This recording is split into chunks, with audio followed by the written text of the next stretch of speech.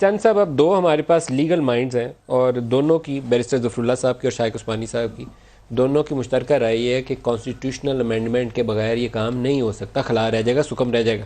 دیکھیں جی، بڑا serious issue ہے۔ میں سمجھتا ہوں کہ اس کے اوپر جتنی بیٹھ کے کنسلٹیٹیو پروسیس جو ہوگا، اور میرے خیال میں بڑی لیگل ٹیم جو ہے نا، اس کو تھوڑا سا پھیلانا پڑے گا۔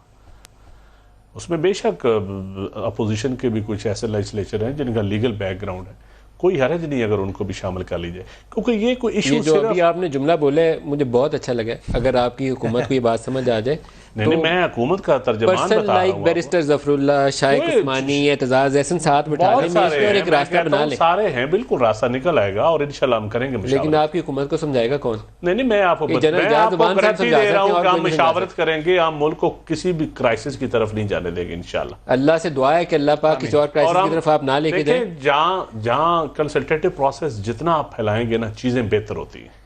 جتنا آپ کنسلٹیٹیو پروسیس محدود کرتے ہیں، اس میں خامیاں پیدا ہوتی ہیں۔ یہ ایک لا آف نیچر ہے۔ کل والی سمری جس کو آج کورٹ نے بہت اعتراض نہیں اٹھائی، یہ کس نے ہیلپ کی تھی؟ دیکھیں، سمریوں کی بات میں سچی بات نہیں کرنا چاہتا، آپ بھی نہ کریں، نہیں کرتے، چھوڑ وہ چھوڑیں۔ سمریوں میں بڑے بڑے پردہ نشینوں کے نام ہیں، اور میں جنرل باجوہ صاحب سے بھی گزارش کروں گا کہ اس کے اوپر ضرور تحقیقات ہونی چاہیے، اور عمران خان صاحب بھی انشاءاللہ، مجھے امید ہے دونوں صاحبان اچھا، عمران خان اور جنرل باجوہ کو وہ ہمارے چودھری صاحب ایک دفعہ چودھری شجاع صاحب کہتے تھے کہ سب نو لائن کھڑے کر کے کن پھڑا دو۔ چودھری شجاع صاحب نے لائیو پروگرام میں بیپر میں کہا مجھے، تو یہ بات عمران خان اور جنرل باجوہ کو بھی یہی کرنی چاہیے۔ کچھ چیزیں ایسی ہوتی ہیں، لیکن آپ صرف حکومت کی لیگل ٹیم کو ذمہ لگائیں گے تو یہ مجھے جو چیزیں میں نے اپنی آنکھوں سے دیکھی ہیں ایسی، ان کے آپ ذمہ نہیں لگا سکتے۔ لیگل ٹیم کے ساتھ کابینہ کے 4 اور وزیر نہیں، آپ چھوڑیں، وزیروں سے آگے بھی، اور وزیروں سے آگے جہاں اور بھی ہے۔ اچھا، جنرل اعجاز امان صاحب، بہت بڑا کرائسس ٹریگر ہوا تھا، ٹریگر کیسے ہوا؟ کوئی اس کے اوپر روشنی ڈال سکتے ہیں؟ کیوں ضرورت پیش آ گئی اس کرائسس کو کھڑا کرنے کی؟